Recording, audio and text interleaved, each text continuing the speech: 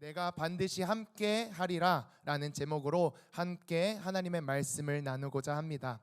12절에서 하나님께서는 모세를 향하여서 내가 반드시 너와 함께 하리라 라고 말씀하셨습니다. 그 음성이 이 금요기도의 시간에 모인 우리 모두에게 들리길 간절히 소망합니다. 오늘 본문에서 하나님은 모세를 부르고 계십니다. 1절에서 설명을 하고 있는 것처럼 모세는 장인인 이드로의 양떼를 치고 있었습니다. 그때 모세는 양떼를 치던 도중에 나무에 불이 붙었는데 그 나무가 타지 않는 신기한 광경을 보게 되었습니다. 그래서 모세는 가던 길을 멈추고 돌이켜서 그 나무를 보기 위해서 나무에게로 가까이 갔습니다. 그때 하나님께서 모세를 불러주셨습니다. 모세야, 모세야. 모세를 부르신 하나님께서는 자기 자신을 너희 조상의 하나님이라고 말씀을 하시며 아브라함의 하나님, 야곱의 하나님, 이삭의 하나님이다 라고 자신을 소개해 주셨습니다. 그러면서 모세에게 이렇게 말씀을 하셨습니다. 너희 백성의 부르짖음이 내 귀에 들렸다. 내가 너희의 고통을 안다. 그러니 이제 내가 이스라엘 백성을 구원하고자 하니 모세야 너가 가서 이스라엘 백성을 인도해 내주렴 라고 하나님께서는 모세를 부르시고 그 모세에게 이스라엘 백성을 인도할 것을 부탁하신 것입니다. 이러한 놀라운 하나님의 부르심에 모세는 더욱 놀라운 대답을 합니다. 그것은 바로 아니요 하나님 저는 못합니다 라고 대답을 한 것이었습니다. 우리 11절 말씀을 함께 보도록 하겠습니다. 11절 말씀을 보면 모세는 하나님에게 하나님 제가 누구이기에 바로에게 가며 이스라엘 자손을 애굽에서 인도하여 내리이까 라고 대답하는 모습을 보입니다.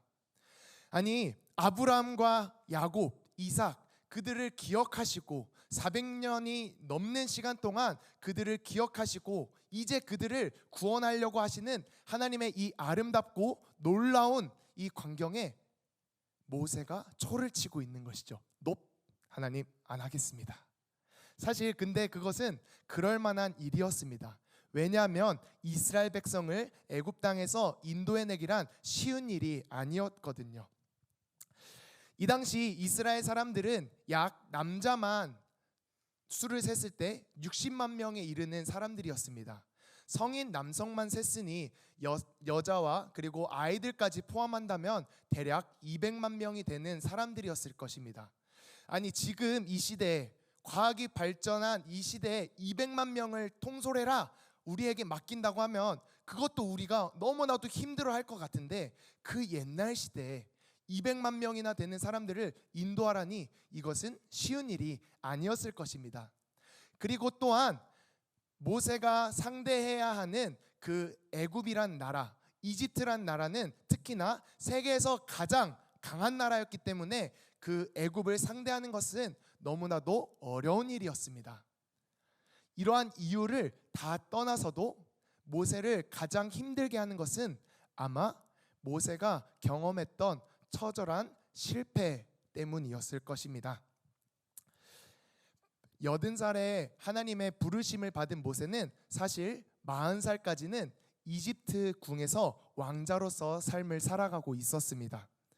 그리고 그때 모세는 이미 이스라엘 백성들을 구원하고자 한번 시도를 했었습니다. 사도행전 7장 23절 말씀인데요. 나이 40세가 되매 그 형제 이스라엘 자손을 돌볼 생각이 나더니 라고 이야기를 하고 있습니다. 모세는 40살이 되어서 이스라엘 백성들을 돌보고자 하는 마음이 생겼고 그들을 구원해 주고자 하는 마음이 생겼습니다. 그래서 그들을 괴롭히는 애굽 사람을 때려서 죽이는 그런 일까지 감행했습니다. 모세는 이렇게 생각을 했습니다. 하나님께서 나를 사용하셔서 이 이스라엘 백성을 인도해 내실 거야. 나는 뛰어난 사람이니까 하나님께서 나를 사용해 주시겠지 라고 모세는 생각을 했습니다. 우리 22절 사도행전 7장 22절에서 나오고 있습니다. 모세가 애굽 사람의 모든 지혜를 배워 그의 말과 하는 일이 능하더라 라고 모세를 설명하고 있습니다.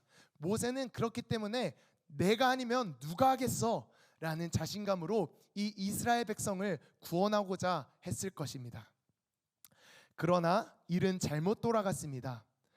이스라엘 사람들은 그를 지도자로 인정하지 않았습니다. 오히려 너가 무엇인데 내가 지도자 역할을 하려고 하느냐라고 하면서 모세를 향하여서 비난을 했습니다. 그리고 애굽 사람을 죽인 모세를 향하여서 너가 애굽 사람을 죽이더니 이제는 우리도 죽이려고 하느냐라고 모세를 향하여서 비난의 말을 하였습니다. 모세의 생각과는 다른 방향으로 흘러가기 시작한 것이죠. 게다가 이 일은 그 이집트의 왕이었던 바로의 귀에도 들어가게 되었습니다. 바로는 이 일을 듣고 매우 화를 내면서 모세를 지금 당장 잡아서 죽여라 라는 명령을 하게 되었고, 모세는 그 바로 도망자 신세가 되어서 이 광야에서 장인의 양떼를 치고 있었던 것입니다.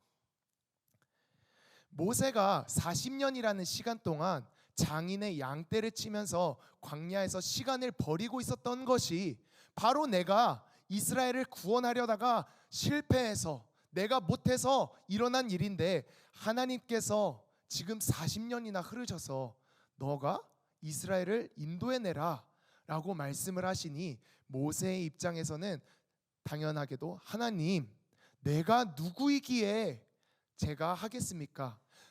하나님, 보낼 만한 사람을 보내소서라고 모세의 입에서는 나올 수밖에 없었습니다. 살아가다 보면 우리는 많은 실패를 경험하고는 합니다. 그리고 우리는 다가오는 미래의 일들, 그 문제들을 처리하기 너무나도 버거워합니다. 우리는 수많은 실패를 경험했기 때문에 또 다가오는 미래를 우리가 감당할 수 없을 것만 같기에 두려워하고는 합니다. 그런데 하나님께서는 이렇게 두려워하고 저는 할 수 없다고 하는 모세에게 다른 많은 말을 하시지 않으셨습니다. 하나님께서는 다른 많은 이유, 모세가 할 수 없는 많은 이유에도 불구하고 모세가 다시 한번 나아갈 수 있는 한 가지 이유를 말씀해 주셨습니다. 그것은 하나님께서 함께 하실 것이기 때문이었습니다. 우리 12절 말씀을 함께 읽어보도록 하겠습니다. 우리 한 목소리로 읽겠습니다. 하나님이 이르시되 내가 반드시 너와 함께 있으리라. 내가 그 백성을 애굽에서 인도하여 낸 후에 너희가 이 산에서 하나님을 섬기리니 이것이 내가 너를 보낸 증거니라. 아멘. 모세는 수많은 이유 때문에, 자신의 연약함 때문에, 자신은 이미 실패를 했었기 때문에 나는 할 수 없습니다 라고 말을 하였지만, 하나님께서는 이 문제에 대해서 단순하고도 아주 강렬하게 한마디 말로 정리를 하시는 것입니다. 내가 반드시 너와 함께 있으리라. 모세는 자신이 무엇을 감당해야 하는지에 집중을 했습니다. 자신이 해야 할 일이 무엇인지, 그리고 내가 어떤 일을 할 수 있는지에 집중을 했습니다. 그렇기 때문에 내가 누구이기에? 라고 하나님께 질문을 했었던 것이죠. 그러나 하나님께서는 그 질문에서 초점을 바꿔서 얘기를 하시는 것입니다. 내가 반드시 너와 함께 있으리라. 하나님께서는 모세에게 너가 누구인지에 집중하지 말고 내가 누구인지에 집중해라 라고 말씀을 하신 것입니다. 하나님은 능치 못한 것이 없으신 하나님이십니다. 그리고 자기 백성을 끝까지 책임지시는 하나님이십니다. 하나님은 자기 백성의 고통을 알고 그들의 부르짖음을 들으시며 그들의 근심을 아시는 하나님이십니다. 우리 7절 말씀 한 번 더 같이 읽어보도록 하겠습니다. 같이 읽겠습니다. 여호와께서 이르시되 내가 애굽에 있는 내 백성의 고통을 분명히 보고 그들의 감독자로 말미암아 부르짖음을 듣고 그 근심을 알고. 모세가 집중해야 될 것은 내 상황, 내 연약함, 내 실패가 아니라 나와 항상 함께 하겠다라고 하시는 그 하나님이 누구신가, 그것에 집중을 해야 했었던 것입니다.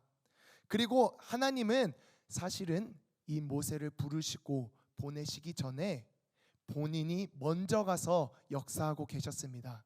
8절 말씀을 보면 하나님께서는 모세를 보내시기 전에 내가 내려가서 그들을 애굽인의 손에서 건져내고 그들을 그 땅에서 인도하여 아름답고 광대한 땅, 그 땅으로 데려가려 하노라라고 하나님께서는 말씀하셨습니다. 이 8절에 처음에 내가 내려가서라고 쓰인 이 히브리어 단어를 자세히 살펴보면 하나님께서 내가 나중에 가겠다, 너를 뒤따라가겠다라고 하면서 말을 하고 있는 것이 아니라 이 시제는 내가 그들의 근심을 알고 부르짖음을 들었으니 내가 이미 그들에게 내려갔다라고 하나님께서 이미 역사를 시작했음을 나타내 보여주는 시제가 이 내려가서 이 단어에서 사용되고 있습니다. 모세가 집중해야 될 것은 내가 이제 어떻게 해야 할까? 그것에 집중을 하는 것이 아니라 이미 역사하고 계셨던 그 하나님의 모세는 집중을 해야 했었던 것입니다. 하나님께서는 모세에게 내가 반드시 너와 함께하리라 라고 약속하셨습니다. 그리고 그 신실하신 하나님께서는 약속을 지키셨습니다. 하나님께서는 모세와 함께 하셔서 말도 안 되는 10가지 재앙으로 그 이집트를 무너뜨리셨고 홍해를 가르셨고 광야에서 구름 기둥과 불 기둥으로 이스라엘 사람들을 인도해 내셨습니다. 하나님께서는 그들과 항상 함께 하셨고 그들로 가나안 땅에 들어갈 수 있도록 함께 하시며 인도해 주셨습니다. 하나님과 함께 할 때 문제가 될 것은 하나도 없었습니다. 모세가 두려워했던 것은 자기 자신에 집중했기 때문입니다. 하나님은 모세를 넘어서 이스라엘과 함께하길 원하셨습니다. 그래서 임재의 상징인 성막을 그들에게 짓게 만드시고 이스라엘 한가운데 성막을 짓게 하시며 그들과 함께 하셨습니다. 하나님과 함께하는 이스라엘은 승리할 수 있었습니다. 모세를 통해 나타내신 것처럼 이스라엘에게 중요한 것은 하나님과 함께 하고 있느냐, 그것이 이스라엘 백성들에게 중요한 것이었습니다. 그러나 이스라엘 가운데 하나님은 오래 머무실 수 없었습니다. 왜냐하면 이스라엘 백성이 너무나도 패역하고 더러웠기 때문입니다. 이스라엘 사람들은 우상 숭배를 하며 하나님이 계셔야 할 곳에 하나님과 함께 해야 되는데 그 자리에 우상을 갖다 놓기 시작했습니다. 하나님을 의지하고 하나님과 함께 하려 하기보다는 다른 만족, 다른 쾌락을 추구하며 나아갔기 때문에 그들은 너무나도 더러웠고 하나님은 그들을 떠나실 수밖에 없었습니다. 하나님의 영광은 이스라엘을 떠났고 그들은 결국 아수르와 바벨론에 멸망하기까지 이르렀습니다. 사랑하는 성도 여러분, 우리는 하나님과 함께할 때만 승리할 수 있습니다. 그러나 하나님은 죄와 함께 하실 수 없는 분입니다. 우리 일주일의 삶을 잠시 돌이켜 보았으면 좋겠습니다. 여러분은 과연 거룩하신 하나님과 함께 할 만한 그런 일주일을 보내고 이 자리에 나오셨나요? 여러분의 삶은 과연 내가 하나님과 함께 할 만하다 이렇게 고백할 수 있으신가요? 여기서 감히 제가 고백하자면 아마 제가 일주일 동안 가장 더러운 삶을 살고 왔었던 것 같습니다. 하나님과 함께 할 수 없는, 아니 하나님과 함께 하고 싶다고 도저히 말조차 꺼낼 수 없는 더러운 삶을, 저는 그런 삶을 살았습니다. 우리는 그런 삶을 계속해서 살아가는 죄인입니다. 하나님과 함께 해야지 승리할 수 있다는 것을 알지만, 그렇게 하려고 살아가지만 우리의 죄악됨이 자꾸 넘어지게 만들고 오히려 하나님과 함께 하려고 하는 우리의 시도를 더욱 비참하게 만들 뿐입니다. 그러나 우리에게 한 소망의 빛이 내려왔습니다. 모세에게 하나님께서 내가 너희의 고통을 알고 근심을 알고 부르짖음을 들었다라고 말씀해 주신 것처럼 예수님께서 우리의 고통을 알고 근심을 들으시고 이 땅 가운데 육신의 옷을 입고 찾아와 주신 것입니다. 예수님께서는 우리와 함께하고 계십니다. 임마누엘이라고 하는 우리와 함께 하신다라는 그 이름을 가지고 예수님께서는 이 땅 가운데 찾아와 주신 것입니다.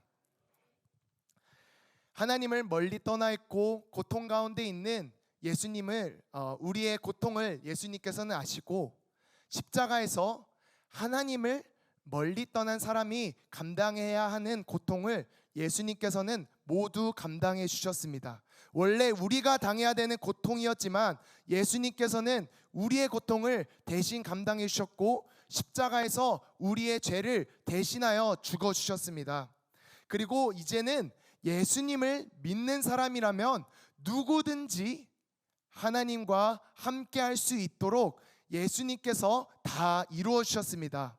예수님의 역사는 단지 하나님과 함께하는 그 정도 수준에 그치지 않았습니다.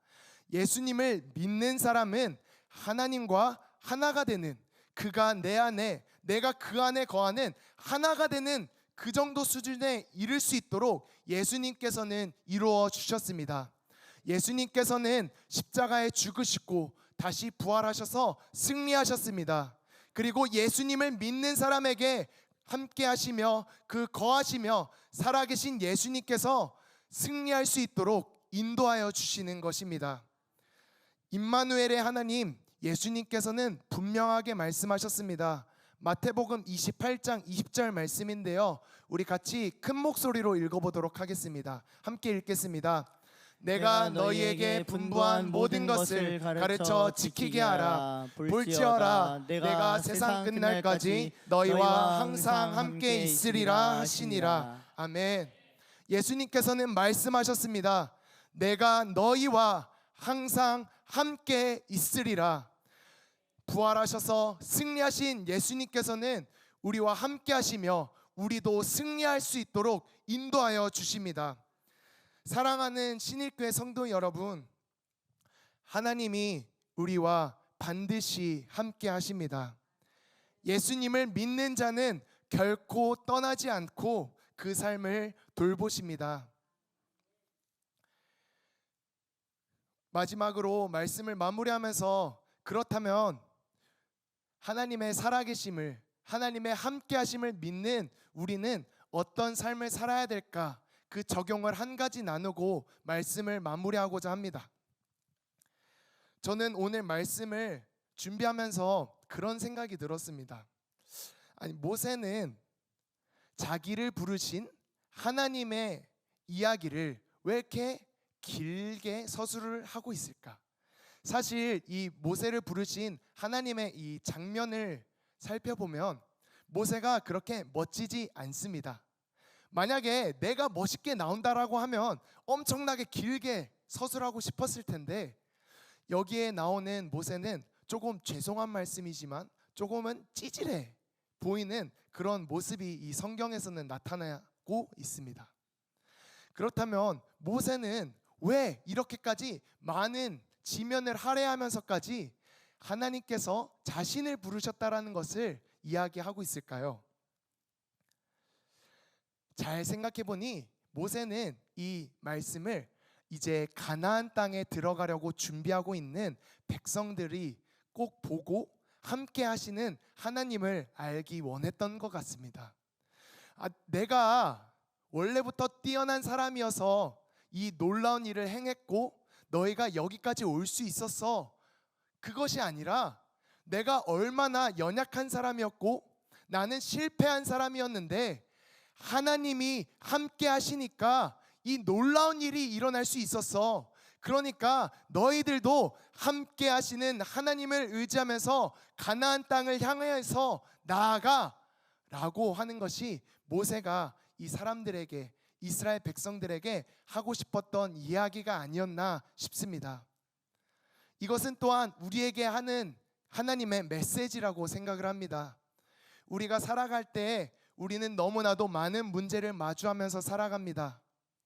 그리고 우리가 이미 경험한 실패가 내가 또 실패하면 어떠지? 어떡하지? 또 우리의 연약함이 나는 저 문제를 해결할 수 없어 라고 그 문제를 두려워하게 합니다. 그러나 오늘 하나님께서는 우리에게 말씀을 하시는 것입니다. 내가 반드시 너와 함께하리라. 그러니 너는 두려워하지 말고 앞으로 나아가라. 내가 항상 세상 끝날까지 너와 함께 있으리라. 우리 이 하나님을 의지하며 나아가는 신일교회가 되길 소망합니다. 하나님이 우리와 반드시 함께 하신다라는 믿음으로 나아가는 우리 신일교회가 되길 소망합니다. 우리 특별히 그 하나님을 의지하면서 그 하나님 앞에 기도하면서 나아가길 소망합니다. 의지한다라는 것은 무엇인가요? 하나님께 기도하는 것입니다. 진정으로 의지한다면 하나님 저를 좀 도와주세요 라고 말을 할 수밖에 없을 것입니다. 그리고 그렇게 우리가 하나님 앞에 의지하는 마음으로 나아간다면 반드시 함께 하시겠다라고 하신 하나님께서 얼마나 놀라운 분이신지, 하나님께서 살아서 어떻게 역사하시는지 우리로 반드시 경험하게 하실 것입니다. 우리 그렇게 간절히 기도하며 하나님을 의지하는, 함께 하신 하나님을 믿으며 나아가는 우리 신일교회가 되길 소망합니다.